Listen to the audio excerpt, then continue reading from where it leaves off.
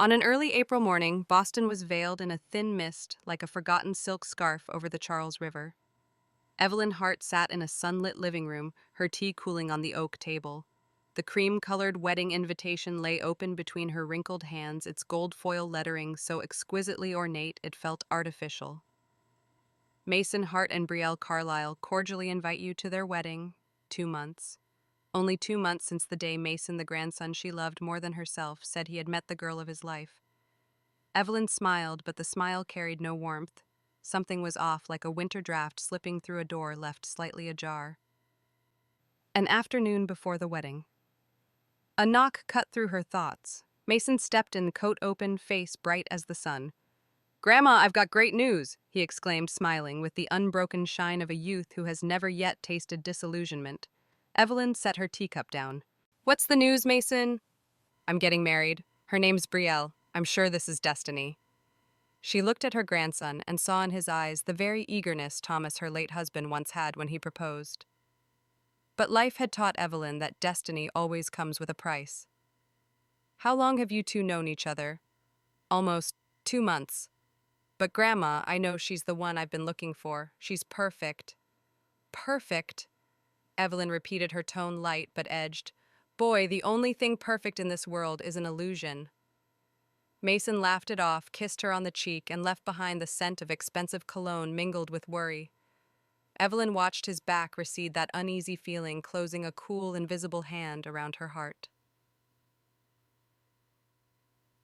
The rehearsal in Newport.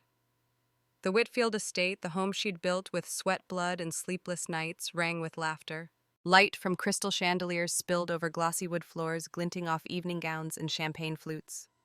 Evelyn stood by the grand staircase, her simple ash-gray dress making her look out of place in the opulence she had created. And then Brielle appeared, a girl with golden hair, porcelain skin, and a smile calculated down to the millimeter. Conversation paused as she entered. Even Mason stopped speaking. "Hello, I'm Brielle Carlyle," she said. Her voice honey poured into hard liquor. Evelyn shook her hand icy cold. "Pleasure. You are so admirable. I hope I can learn from you someday." "I hope so too," Evelyn replied, lips pressed faintly. Her razor-sharp gaze skimmed past Brielle to her father, Rick Carlyle, laughing loudly behind her shaking hands as if he owned the place. She'd met hundreds like Rick, men who speak loudly to hide empty pockets, smiles too wide, too fake. And the instant their eyes met, Evelyn knew the man hadn't come to marry off his daughter. A quiet moment in the crowd.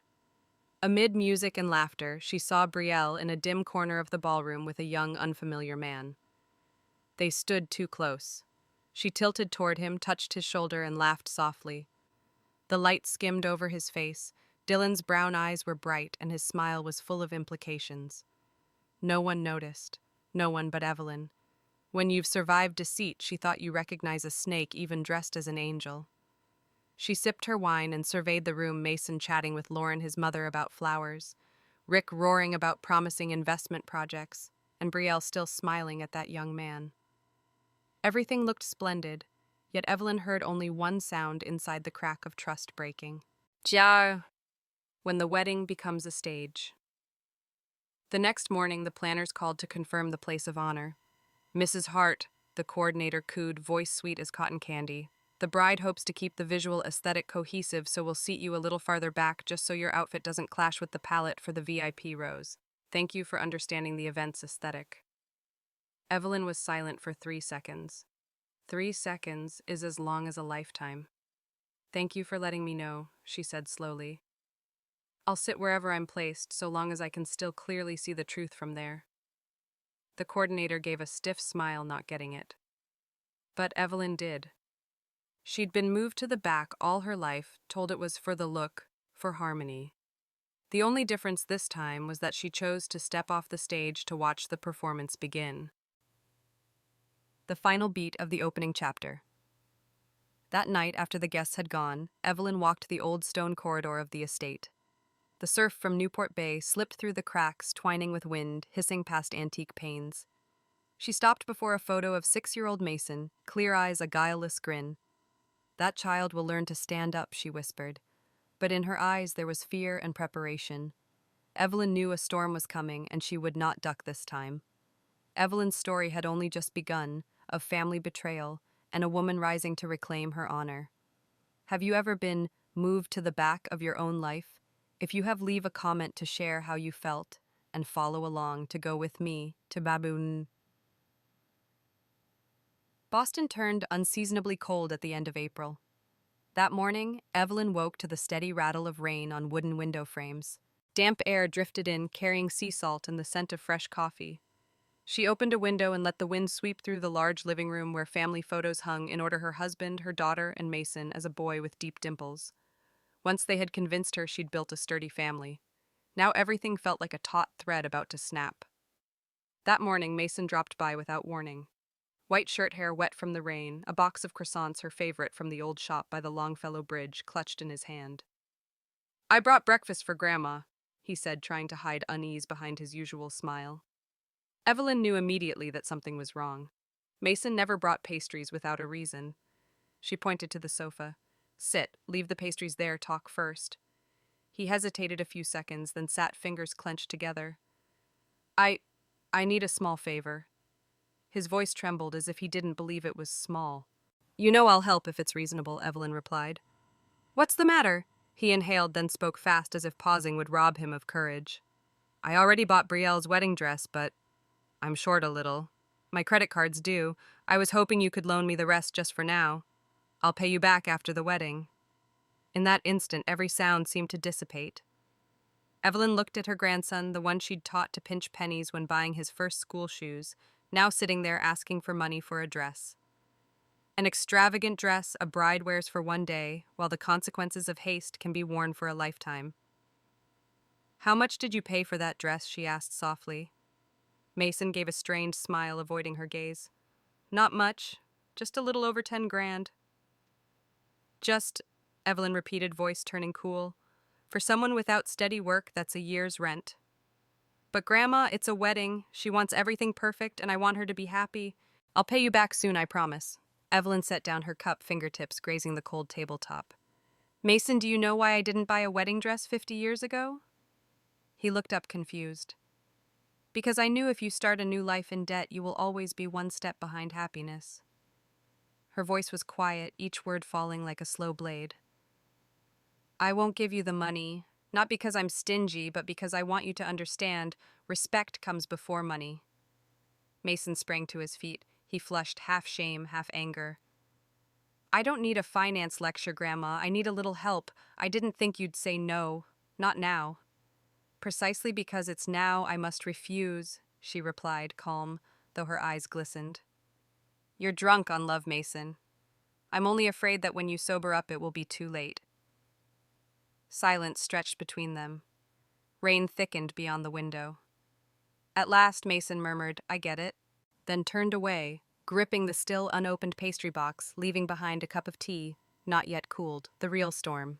That afternoon, Lauren, Evelyn's only daughter, burst into the house, cheeks flushed. "What did you just do?" Evelyn sat in her old chair, arranging her expense ledger, not looking up. "Be specific, Lauren." "I talked to Mason. He said you refused to help with Brielle's dress." "Do you really think money matters more than your grandson's happiness?" Evelyn lifted her head, gray eyes steady to the point of chill. "No, I think responsibility matters more than temporary happiness." Lauren scoffed. "Responsibility. Your whole life it's been principles, ethics, and money. You never let anyone live freely for once." Evelyn was silent. She'd heard it all before. Her daughter always thought she controlled when she only wanted to protect. "Lauren, I want Mason to stand on his own feet. How will he be accountable for a dress if he can't be accountable for a life?"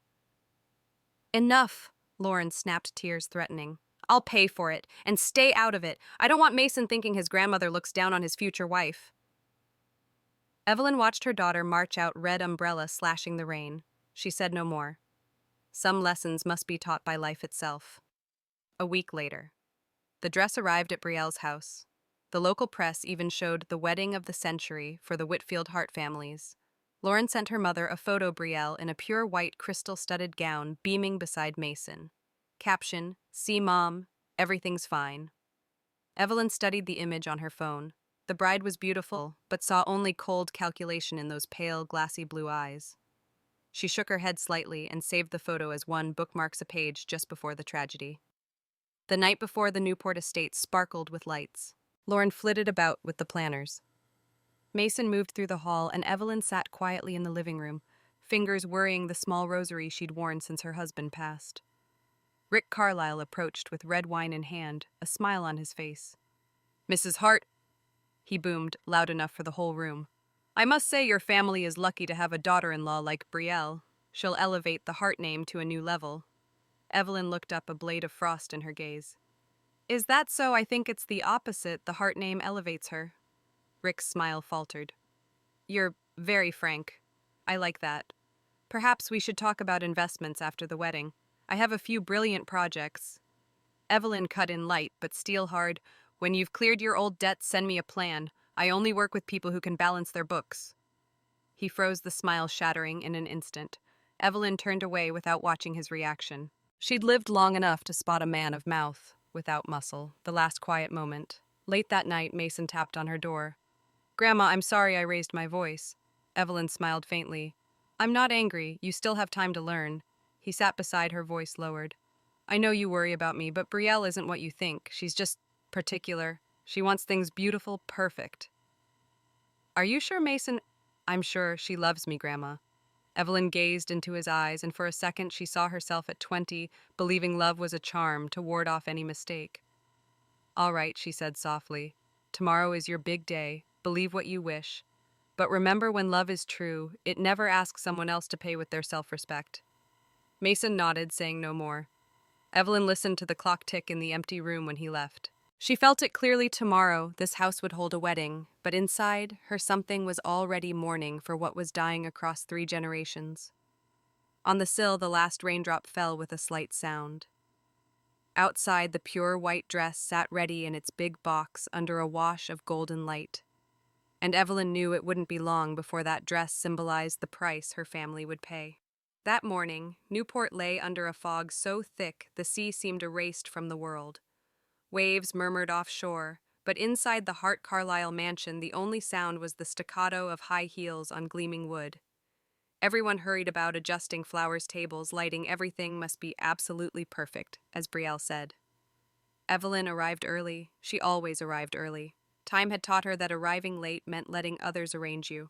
Today she wore a simple ash-gray dress and a silver leaf brooch on her chest, the gift Thomas gave her when they married in 1972. The color wasn't flashy, but it was elegant. So she thought until a young planner approached with a stiff smile and a voice soft as silk, cold as stone. "Mrs. Hart, the bride, has a small request. Would you mind sitting in the back row? Your outfit's tone is a bit off from the VIP palette. It's just to preserve the aesthetic cohesion." For a moment, Evelyn felt she was being shoved to the margins of her life. The word aesthetic light on the tongue, heavy as a brick. A woman who had spent a lifetime toiling to build an empire was told to step back so someone else's picture would look prettier. Evelyn smiled, a smile that made the young woman falter. "You're right," she said slowly. "I wouldn't want to ruin a picture someone has been painting for far too long." Then she walked past the planner and headed to the last row, where window light fell dim but true. From there she could see everything: Mason's radiant face, Brielle's glittering eyes, and guests dressed as if this were a magazine cover shoot rather than a wedding. The wedding as a play. On the dais, the priest spoke familiar blessings while Evelyn sat still, hands laced in her lap. Her eyes never left Brielle. The bride was dangerously beautiful, the kind of beauty that makes people want to believe, to give everything just to be near. But when the light washed across her face, Evelyn noticed the smile never reached her eyes. And Mason, her grandson, stood there, as if the world contained only that woman. A love too fast, too heady, too easy to trust. Music swelled, applause rippled. Evelyn rose with the others, but her hands were ice. She had witnessed many weddings and knew not every ceremony begins with happiness. Some weddings start a contract. The reception, small cracks appear. In the ballroom, warm light and sparkling champagne. Rick Carlyle swam like a fish in water, shaking hands, laughing loudly, boasting of revolutionary opportunities. Evelyn stood by a marble column observing. Some called her difficult. No, she knew the scent of a liar. It reeked like watered-down liquor evaporating slowly, clinging long. At a far corner, Brielle spoke with a young man. He leaned in, smiled, and touched her waist. Too intimate a gesture for a reception just begun. Brielle laughed a truer laugh than any Evelyn had seen from her. Their eyes met and exchanged friends do not share. No one else saw. She did. Evelyn raised her glass and pretended to sip. Her eyes never left them. She doesn't love Mason, Evelyn thought. She loves something else, power, money, status. Perhaps the feeling of stepping into another's house as if born to own it. Beside her, Lauren rushed up, phone in hand. Mom, take a picture of me with Brielle. See, she's truly sweet. I think you misjudged her. Evelyn said nothing. She smiled, took the phone, pressed the shutter, but in the lens she saw only a future fracturing in tiny plates. When it was over. Near midnight, the crowd thinned. Mason and Brielle disappeared upstairs. Rick still waxed about a high-tech venture to a few businessmen. Lauren sat at a side table, heels off, drinking with a brittle laugh. Evelyn stepped onto the veranda, sea wind tangling her hair. Below, staff cleared fallen flowers. She sat on the stone step, fingers rubbing the old silver brooch. It was a little scratched, reflecting dull light. Thomas, she murmured into the wind. What would you say? I can feel something coming. It's as cold as this night sea. She heard laughter from upstairs, Brielle's high and thin voice cutting through the tinny beat of a portable speaker. That laugh gave her a shiver. Days later, the echo of perfect. The Boston Chronicle ran spring wedding of the Whitfield Carlisle families, elegant, refined, inspirational.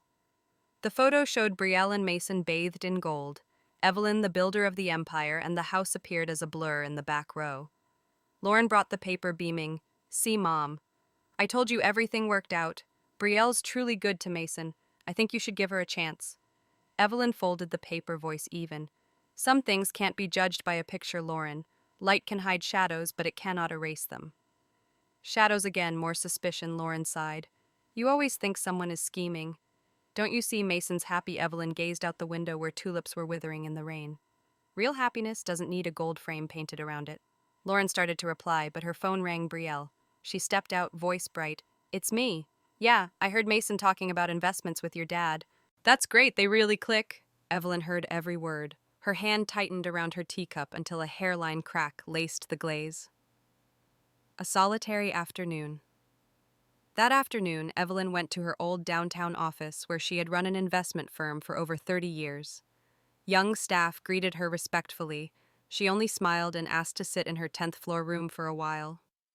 On the desk stood a frame of 12-year-old Mason, the boy who once said, I'll be like Grandma and build my own company. She stared for a long time. Like me, huh? She whispered. Or like the men I had to defeat. She knew love could be the cruelest form of control in lives like hers. But failing to warn and intervene also meant letting a child walk into fire with no back to block the flames. She opened her notebook and wrote a short line, track Rick Carlisle's transactions. Check Fractal Investments, suspect borrowed name. She closed the book. Her handwriting shook, but the lines were straight. The calm before the storm, late at night, Evelyn sat in the living room. Outside, rain began again. Streetlights stained the panes in streaks like cracks in plaster. She opened the wedding photo.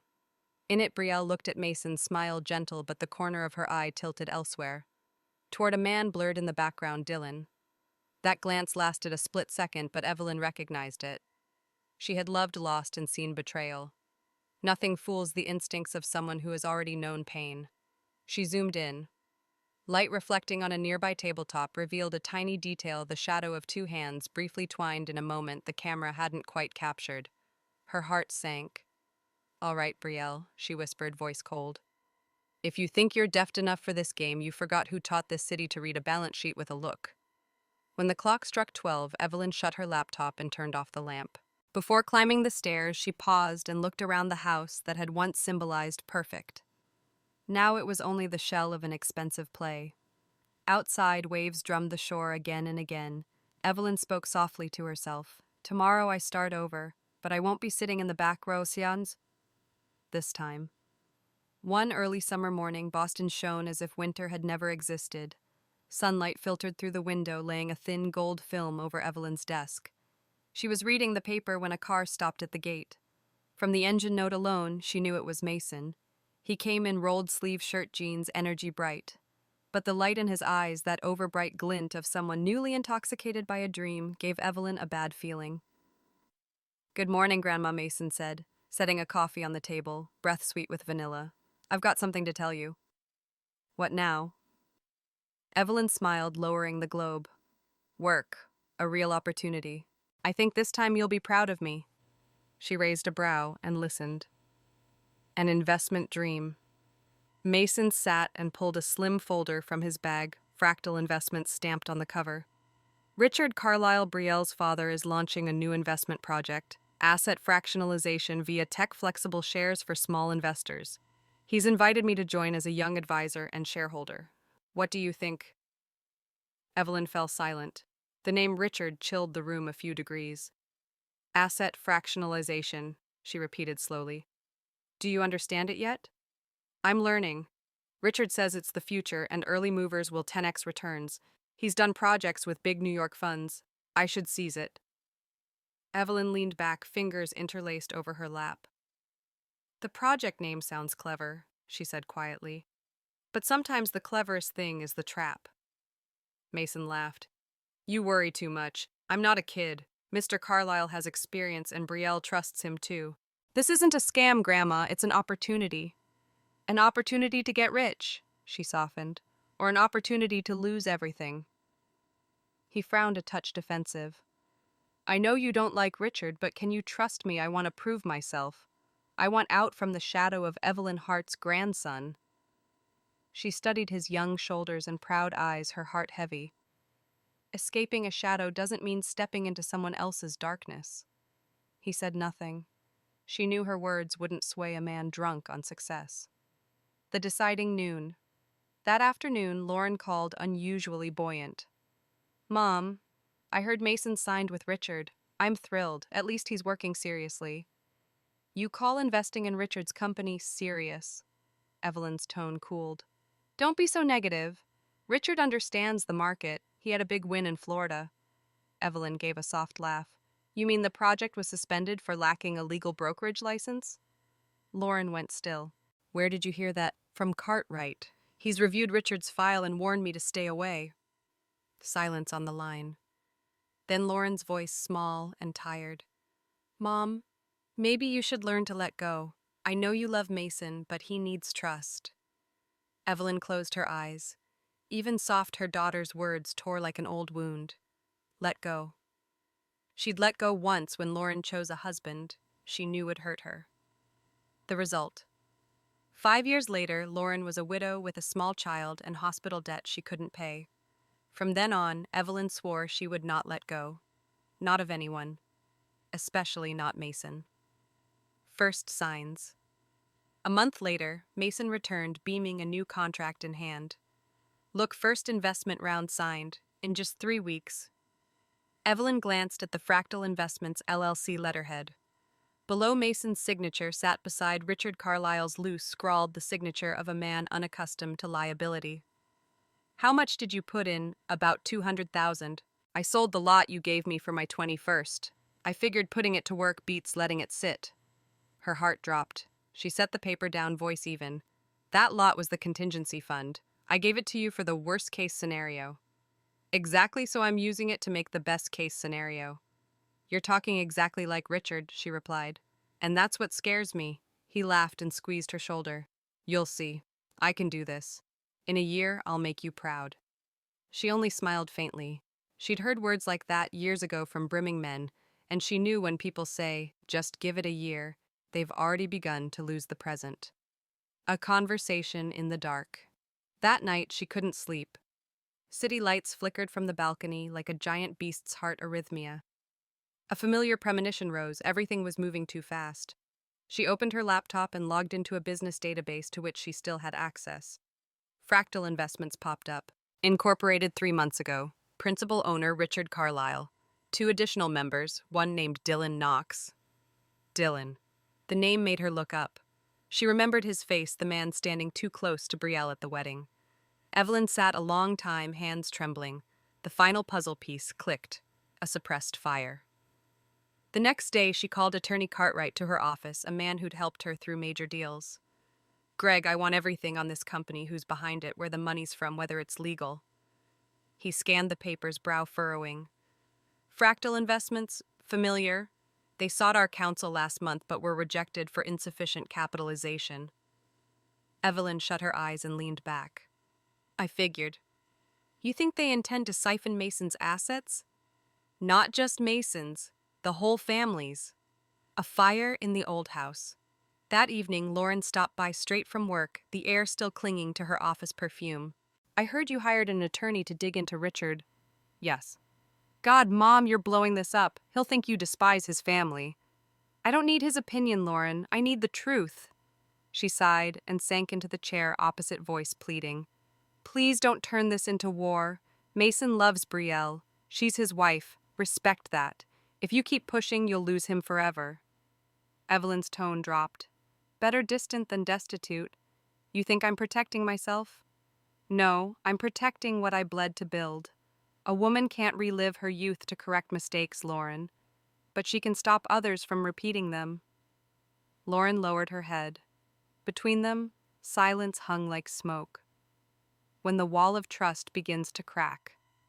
3 days later came news Mason had sold more shares of the small company she'd left him, Hart Realty Group. All paperwork marked to reinvest in Fractal. She felt no anger, only emptiness. That night, Mason swung by laughing easily, bragging that Fractal was expanding, that Dylan was a tech genius, and Richard a battle-tested leader. Evelyn listened, nodded, didn't argue. When he left, she stood a long time at the door. In her head, her late husband's words echoed. You can forgive every mistake others make, but never forgive your own blindness. Evelyn exhaled. She knew the storm had begun in earnest. This time it would sweep away not only money, but also the last of a trust a grandmother once believed love could mend. Though the Boston summer came late. Damp breezes from the Charles stirred the white curtains in Evelyn's house. The home had grown too quiet, not the quiet of peace, but the gap between premonition and confirmation. She sat at the dining table, a cold coffee before her eyes, on her phone. Lauren's early morning text read, Brielle filed for divorce, Mom. I'm heading to court with Mason. Don't call.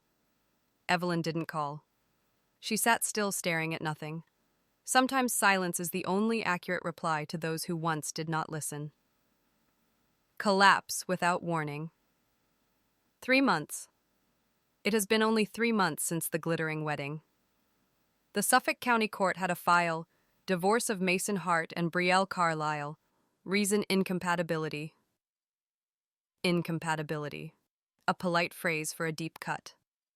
Mason returned to her house in the afternoon. Shirt, wrinkled eyes, bruised breath, faintly alcoholic. He dropped into a chair, mute. Evelyn didn't ask. She set a glass of water before him. You know already, he rasped. I do. She says she wants a fresh start, that we don't share goals, but then... He paused, inhaled. Then she demanded a division of assets, even my shares in Hart Realty. She says that's marital property. Can you believe it? Evelyn looked at him, tender and cold at once. I can. I've met many like that. But she has no right, he burst, palm cracking the table. That company is what you built and gave to me, not something you lose just because someone bore my surname for 3 months. Her tone remained steady, like someone tending a patient hemorrhaging while still howling. Mason, you must calm down. The law doesn't read feelings, it reads documents. He laughed, broken. She prepared everything, Grandma. Prenup paperwork, even the lawyer. I thought it was love. It was a plan. A call between 2 mothers. That afternoon, Lauren phoned, her voice choked with anger and shame. Mom, I don't understand. She said she wanted nothing and now she wants assets. Brielle says the company was a joint investment because Mason sold his lot to contribute to Fractal. She wants a share of that too. I don't know what to do. You can't do anything, Evelyn said, calm to the point of cold. She's several moves ahead. We can only prepare to counter. What are you going to do? Hire someone to find the truth? A long pause, then Mom. Don't overdo this. This time I'm not overdoing it, Lauren. This time I'm doing exactly what I should have done from the start. Evelyn hung up and took out the card of an old contact, Paul Rayner, the private investigator she'd used years ago when she suspected a partner of embezzlement. A sharp little tagline on the card, No secret leaves no trace. First threads. 2 weeks later, Rayner sent a preliminary report. Evelyn opened the envelope at her desk, each page heavier than the last. Brielle Carlyle, nearly $40,000 in credit card debt, pre-marriage, sued for modeling contract fraud. Richard Carlyle, 2 bankruptcies in 10 years. Unpaid taxes, under investigation for illegal investment activity. Dylan Knox, owner of a Providence nightclub, used to launder funds for fractal investments. She reread Dylan. At first he had only a vague impression from the reception. Now he was tangible evidence. Brielle, Dylan, Richard. 3 names forming a chain. A scheme. A con. Evelyn sat still, daylight slanting through the blinds, bisecting her face. In her ash-gray eyes, there was no pain left, only calculation. The last conversation with her grandson. That night, Mason came home drunk. Whiskey coiled in the air. Evelyn said nothing. She waited. "You know," he muttered, "I'm not afraid of losing money. I'm afraid of losing face. The whole city knows my wife left me after 3 months. She told the lawyer I'm irresponsible. Immature. She turned me into a joke. Evelyn Rose stepped closer, voice soft, steel hard. "No one's laughing at you, Mason. They're seeing a kid taking his first lesson from life. Smile. It's the only way to survive." He looked up, eyes empty. "You don't understand." "I understand more than you think," she replied. "I was betrayed too. The difference is I didn't let anyone take my self-respect." He gave a brittle laugh and turned away. "So what do you want me to do?" "Sue dragged this into court. I'm tired." "No," she said. "I'll do it." Truth exposed. 2 days later, Rayner sent a USB. "You should watch this alone," he said over the phone. "Club security footage. You'll understand." Evelyn played it. A dim, high-end bar glowed on screen. Amid blue-violet lights, Brielle sat in a shadowed booth with Dylan. They clinked glasses, touched hands, and kissed. Timestamp 1 week before the wedding. She stared at the screen, heartbeat pounding, though her face stayed impassive. After the initial shock, the only feeling that surged was the calm composure of someone who has lost before but survived. She shut the video, copied the files, and sealed them in an envelope. Her hands trembled slightly, but her eyes were bright. Now she had a weapon. Turning the tables. The next day, Evelyn called longtime family attorney Greg Cartwright. "Greg, I want you to prepare a counterclaim in Mason Hart's divorce. Grounds adultery before and during marriage. I have proof." He hesitated. "Are you certain, more certain than I've ever been?" She sent the video. Hours later, he rang back. "This is enough to reverse the field. If it goes public, Brielle loses claims to the assets. But are you ready for the publicity?" She gave a thin smile. "I've lived long enough to know true honor needs no cloak. If anyone should be ashamed, it isn't me." The confrontation day. The meeting at the law office was quiet, no press, no fuss. Brielle arrived with her attorney white coat still beautiful and confident. Mason sat silent, his face emptied. Greg began. "We have clear evidence that Ms. Brielle Carlyle engaged in an extramarital relationship prior to the ceremony and continuing thereafter." Her lawyer laughed defiant. "Slander." Greg said nothing more. He pressed play. No one spoke. Brielle's laughter on the recording sliced the air like a knife. When the video ended, silence fell heavy. Brielle's face blanched. Mason didn't look at her. Evelyn sat still, fingers laced, eyes cold without gloating. At last, Brielle's attorney stood, voice low. "My client withdraws her claim to marital assets." Brielle said nothing, only stood and walked out. Her heels cracked the stone floor like a judge's gavel. After the storm. That afternoon, when it was over, Evelyn stepped into the rain-scented city. She lifted her face and let the cold drops fall. She didn't feel victorious. Only a deep sadness, the sadness of someone who had to teach her blood with a cruel truth. At home, Mason sat alone on the couch, fists clenched. "You won," he said hoarsely. Evelyn laid a hand on his shoulder. "No one won, Mason. We just survived." And in that house, the rain on the eaves blended with the weary breaths of 2 generations, one who had just lost love, and one who had just lost illusion, like a mournful coda, closing the nightmare named fractal investments. After the court hearings, the storm began to fade. Once filled with lawyers and whispers, the house on Beacon Hill grew quiet again. Evelyn Hart stood in the kitchen one early morning pouring tea. The city outside glittered with a deceptive calm, the kind that comes only after a family has been torn apart and sewn together again with silence. Richard Carlyle was in prison. His daughter Brielle had vanished from every magazine and social media feed that once idolized her. The world had moved on. But Evelyn knew better wounds under fine cloth still bleed. Lauren rarely spoke. Mason spent nearly all his time at Hart Realty trying to rebuild his reputation. Each of them carried an unspoken guilt that no apology could ease. One evening, Lauren sat in the living room staring at a newspaper headline, "Hart Family Survives Fractal Collapse, but Can They Recover Trust?" "They still haven't stopped talking about us," she murmured. "People love a tragedy that won't die." Evelyn placed a cup of tea before her. "Reputation doesn't need rescuing," she said softly. "It heals itself when you live decently." Lauren smiled weakly. "You make it sound easy. You're always strong, Mom. But I'm tired. Sometimes I want to disappear." Evelyn touched her hand. "You can disappear anywhere you like, dear, but the pain travels with you. The only way out is through." A letter from Miami. A week later, the postman brought an envelope stamped Florida. The handwriting was unmistakably feminine, careful, almost penitent. "Mrs. Hart, I don't expect forgiveness. I only want you to know that not everything was a lie. I did love Mason, truly, but I was weak and let myself be used. I'm working at a small store in Miami now. No one knows who I am, and I'd like to keep it that way. Please tell Mason I hope he finds peace. Brielle." Evelyn folded the letter and said nothing. She didn't feel anger or pity, only the strange quiet when an old ghost finally loses its power. She laid the envelope on Mason's desk. "There's mail for you," she said. That night he read it alone. In the morning she found half of it burned in the fireplace. The rest had turned to gray ash that smelled faintly of salt and regret. Lessons in the morning light. Mason appeared in the doorway one Sunday while Evelyn was making breakfast. His face looked older, somehow creased, not by years but by realization. "Grandma," he said, "the board voted to make me project director. I'm not sure I deserve it." "Why not?" "Because I failed once. Because maybe they only chose me out of sympathy." Evelyn set down her spoon. "No one is giving you pity, Mason. They're giving you a chance. You pay for chances with effort, not excuses." He laughed softly. "You always have an answer for everything." "I had to," she said, smiling. "Otherwise, life would have chewed me up and spat me out before I reached your age." When he left for work, she watched from the window as he walked down the street, tall and sure-footed.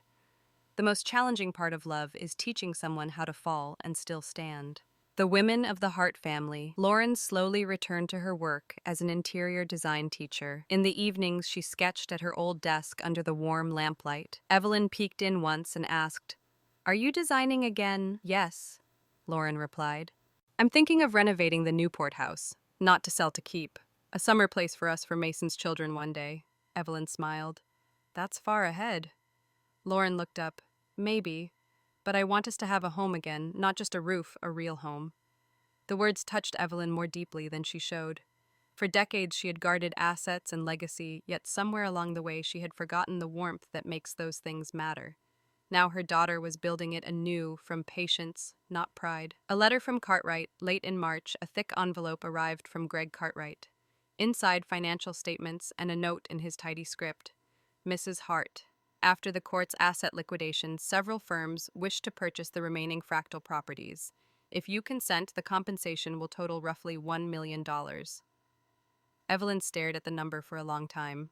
Then she took out her stationery and wrote back, "Greg, I don't want a cent from deceit.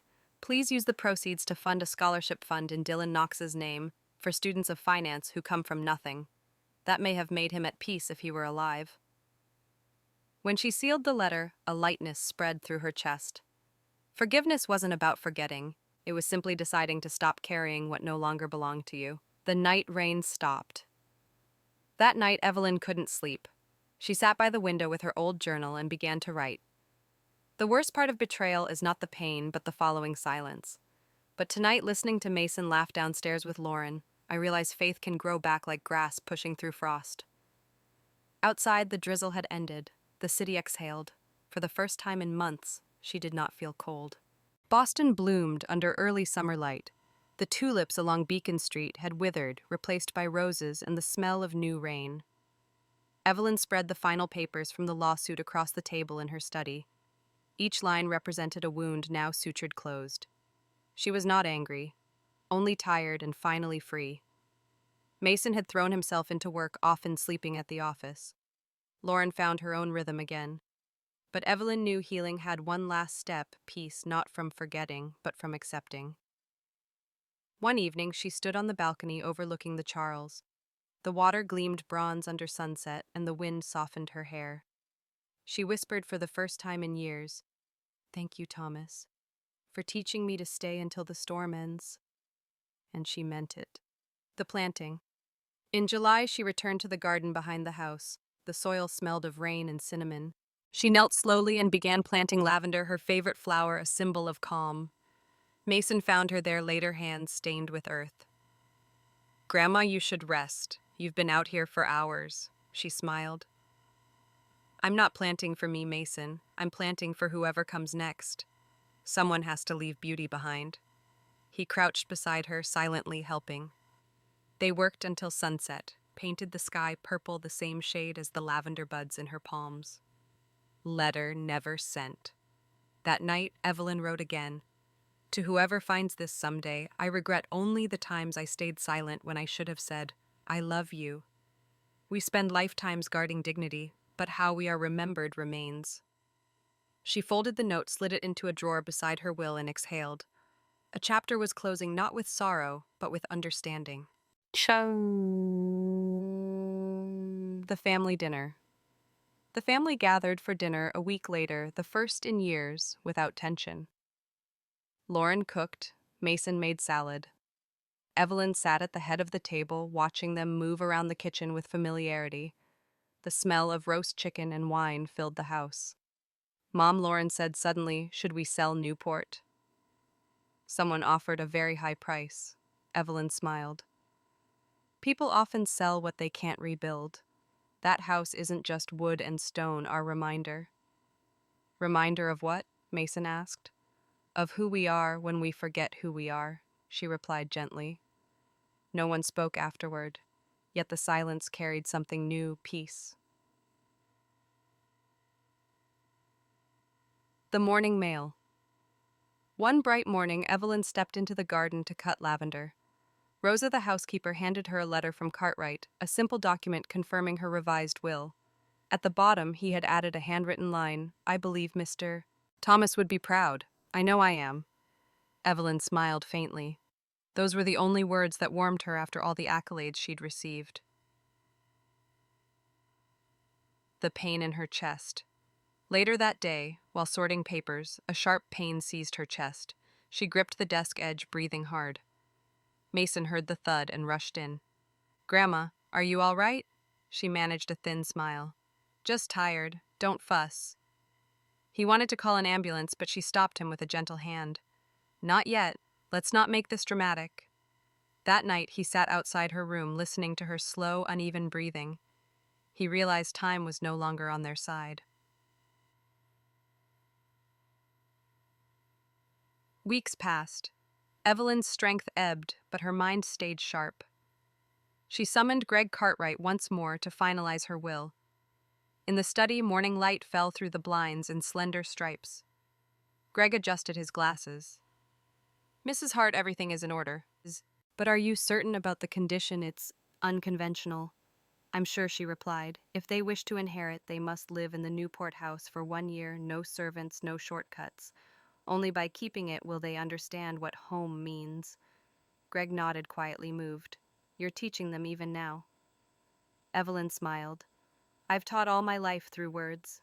Maybe it's time to teach with silence." A return to Newport. She asked Mason and Lauren to accompany her back to the coastal house by late summer. The road curved through pines heavy with sea mist. When they arrived, the air smelled exactly as it had 40 years earlier, salt resin and memory. Evelyn stepped onto the porch and breathed deeply. "It's smaller than I remember," Lauren said softly. "No," her mother answered. We just grew too big. Inside the furniture was draped in white sheets. Dust motes swirled like soft ghosts. Mason opened windows, letting the sea breeze carry them away. For 2 days, they cleaned, repaired, and cooked simple meals. In the evenings, they sat together watching the horizon burn orange. The storm at night. On the third night, a sudden rainstorm hit. Evelyn woke to the rattle of shutters. Her heart thumped irregularly. She rose to close the window. The wind caught a paper from her desk and sent it flying. Mason burst in just in time to catch it. She had written him a letter weeks earlier but never delivered it. He looked at her. "Can I read it?" She nodded. The paper was damp, the ink blurred, yet the words were clear enough. "If one day you feel empty, remember the most valuable things aren't possessions, but people. And when you lose direction, come back to this house. It will fill you with what you've forgotten love." Mason folded it carefully, eyes glistening. She reached out and touched his cheek. "You've grown, my boy. That's all I ever wanted." The final morning. At dawn, Lauren came in with tea. "Mom, time to eat." Evelyn sat in her chair by the window, eyes closed, expression serene. The book of Thomas's letters rested open on her lap, the last line visible. "We are home now." Lauren froze. Then she placed her hand gently on her mother's shoulder. The body was warm, but still. Outside, the sea whispered against the rocks, soft and endless. The funeral was held at a small church overlooking the bay. No grandeur, just lavender bouquets and sunlight through stained glass. Mason spoke briefly. "My grandmother taught me that wealth means nothing if you forget kindness. She lived that truth until her last breath." Lauren didn't speak. She touched the coffin and whispered, "You can rest now, Mom." When the ceremony ended, the wind carried the scent of salt and flowers across the hill. It felt as if the ocean itself had come to take Evelyn home. A year later. The Newport house had been restored and renamed Heart Haven. On the gate hung a small wooden sign, "A place to rest, to remember to begin again." Every summer, Lauren invited widowed women and lonely elders to stay there. They gardened, painted, and read by the sea. Sometimes one of them would pause and say, "This place feels warm, like someone still lives here watching kindly." Lauren never corrected them, because deep down, she knew that was true. The last letter. One autumn afternoon, Mason found an envelope hidden in an old drawer. On it, Evelyn had written, "For those I love." Inside was a note, her handwriting delicate but firm. "If you're reading this, I'm already gone. Don't grieve. I've lived enough to know that every ending is only another shape of beginning. Sit together, drink tea, tell stories of what was good. The richest inheritance is not property but memory, the kind of love that never burns out." He handed it to Lauren. They read in silence, the waves outside breaking softly against the rocks. The house felt alive, breathing with her spirit. The following summer arrived brilliantly and slowly. Lavender bloomed along the fences, the same color Evelyn had loved. Mason walked the garden path at dawn. The air tasted of salt and sun. Lauren joined him, carrying 2 cups of tea. "Your daughter will be 6 this year," she said quietly. He smiled. "I'll bring her here soon. She should know where she comes from." They stood watching the sea for a long time. The horizon burned gold. In that light, they felt Evelyn's presence, gentle, approving. Mason whispered, "She never really left." Lauren nodded. "No, she just became the light that guides us home." The wind rose, carrying the scent of lavender and salt through open windows. Inside the house, a single portrait of Evelyn Hart caught the sun, her calm eyes forever watching over the waves, over them, over everything she had loved. And so the story ended where it began, by the sea, with silence that no longer hurt, but healed.